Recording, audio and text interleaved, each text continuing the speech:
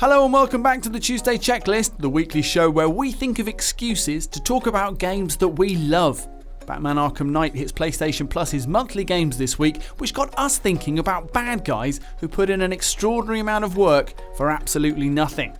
Here to kick us off with some fond memories of underground racing is Rob. So a villain who I think worked really, really hard for nothing at all is the Riddler from the Batman Arkham series. And I say that especially in Arkham Knight, where there are if you've done any of the Riddler, there's not just Riddler trophies, there are Riddler trials that you have to complete, lots of them involving the Batmobile and these incredibly elaborately designed racetracks, you would have to call them. And it's not just racetracks, it's like there's one where you have to like get the Batmobile's winch attached to a thing and sink down into this like circular chamber that's like a sewer, and parts of the wall are rotating round and there are spikes going round on the wall, and there are like sewer entryways that you have to leap out of the Batmobile and glide through and like pull a switch, then get back in the Batmobile and hoist yourself up again. And you know, you get stuck on them for maybe 20 minutes or so. But the Riddler, pro gamer here. The Riddler, he's been... I love when I'm down there and I'm getting annoyed by his irritating videos where he's like, ha ha ha ha, Batman, you're an idiot. You shouldn't be the world's greatest detective. You keep on getting all the credit and I'm the smartest guy in Gotham, ha ha ha ha ha. It's like, well, the joke's on you, Riddler, because you've obviously been down here for years. Just like hammering away, just, I'm gonna get him this time, ha ha ha ha. Batman's gonna hate this, oh, he's never gonna figure this one out. Like, just, I mean, the planning permission, like the engineering, right? Just the emails he must have sent back and forth with Gotham City Council, like, guys, I'm planning on making this, it's like a sewer alteration. I want it to be underneath the ground and to have these like little pads that when he drives over them, it'll like flip the bridge the wrong way, and if he drives along the wrong ones, it'll just fall down and there'll be like hazards, and then just the engineering costs, just the logistical nightmare of it, just building all of those things, just him there. If he's not physically doing it himself, then overseeing like a team of construction workers just hammering away in the hot underbelly of Gotham City, no sunlight, just a mammoth undertaking. And then Batman comes along and in 20 minutes it's done. He's been there, and every time you go down, you go into like these little lifts, and he's painted stuff all over the city as well, like really hard to reach places, on bridges, on the tops of buildings, just like little green question marks. Like, Batman will hate seeing that, won't he? Oh, there's a trophy I've not got or something, and then 5 minutes later he'll figure it out. But again, just those little bits of paint, he must have just had to, you know, get one of those, what do you call them? Those cherry pickers. Oh yeah, yeah. Right. Yeah. It's just in one of those. Just question marks. I got him this time. Batman sucks.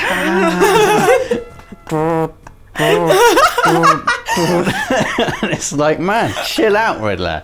Like, your plans are rubbish. And so whenever I'm annoyed by one of the Riddler's videos, I just like to imagine him there, sweating away, just hammering away, welding away, trying to design these ridiculous, elaborate puzzles and trials.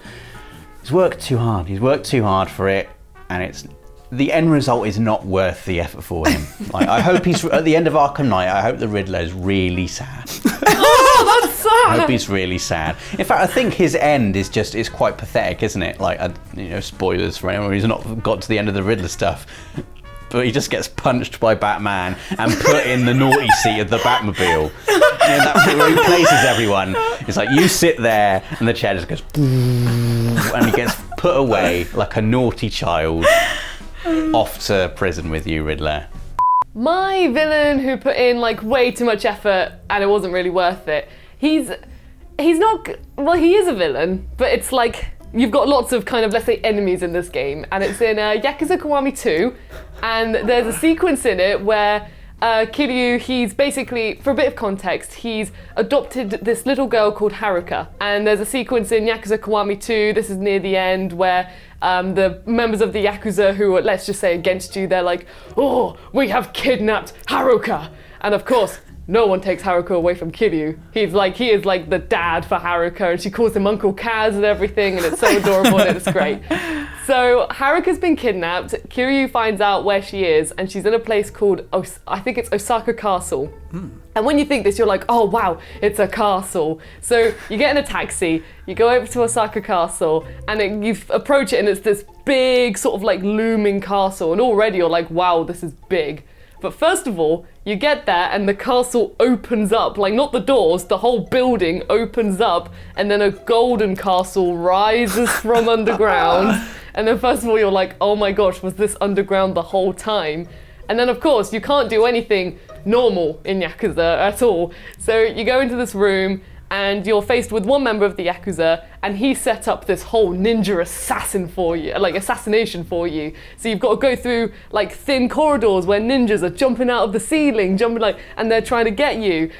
Spikes coming off the floor. There's a moment where you have to get a little gun, well not a little, it's quite a big gun, and you just have to start shooting ninjas that are coming at you. And all of this was prepared thinking, yeah, Kiryu's not going to survive this at all. And he just goes on in there, he just punches all these ninjas, and he just takes their sword. He's just like, like no biggie at all. Like, spikes coming off the floor. He's like, nah, it's fine. I'll just dodge those. Come here, ninjas. Boom, sorted.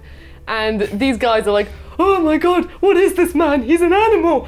So they're all like running away. And eventually, the first member of the Yakuza, he gets, let's just say, knocked out. So he's gone. And then you finally find Haruka, and she's with a member of the Yakuza called, I think it's Sengoku, or I believe his name is. And he has, so he's all there with his fan, being really fancy in his yellow suit. And out of the blue, he's arranged these 2 tigers to come on in to take out Kiryu. And Kiryu's just like, he wants Haruka, he's just like, give her back. And he's faced with these 2, the game calls them ferocious tigers.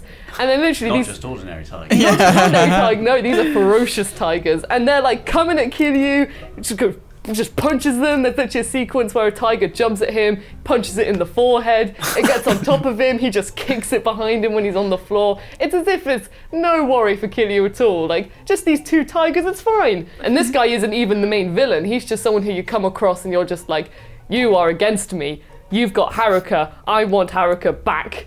And then the thing is, even when you defeat these 2 ferocious tigers, and he even runs away like cowarding, like, what are you? So he runs off cowarding, and then the main antagonist of the game, somehow he's there, like he's just there at a big table, and even the guy who cowered away is like, what are you doing here? How did you get here? And then that guy literally just walks up to him with a sword and just goes sling, and then that's it, he's just dead. So Kiryu didn't even need to do anything to him. He's literally just set up this whole scheme, they all have, just to take down Kiryu, putting budget into this giant castle underground and a castle to go on the overground, spikes, tigers, this giant gun. So much effort of the planning has been put into just taking down Kiryu, just because they know he's gonna... I like to picture as well that they've had this underground fortress for ages, just to like... Because it's not going to be done overnight. This is something that they've been doing for years, and just...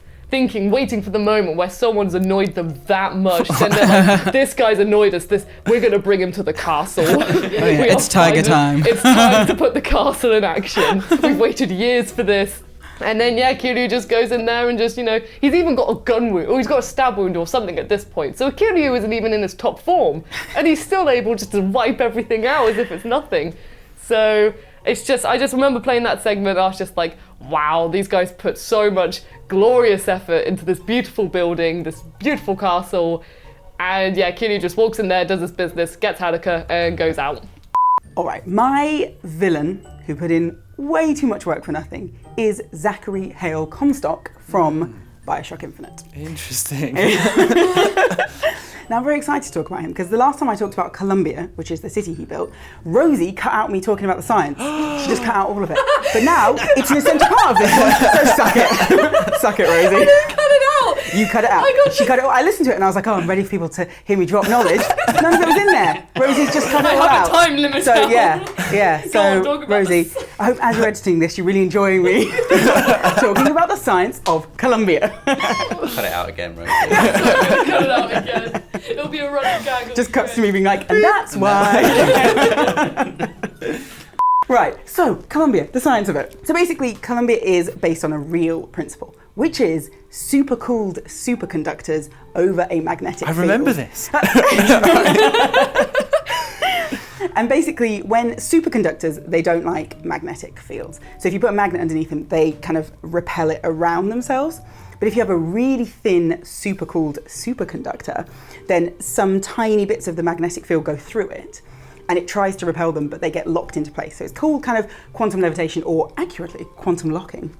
And it holds the thing in place. So that if you like Google it, there's loads of cool videos where people put stuff and they can just like move it around in the air, and it just like stays in place. And technically, that's how Columbia happened. So there's a world-renowned scientist, and she's called Rosalind Lutece, I think is what she's called, and she invented what she calls the Lutece particle, but is actually quantum levitation.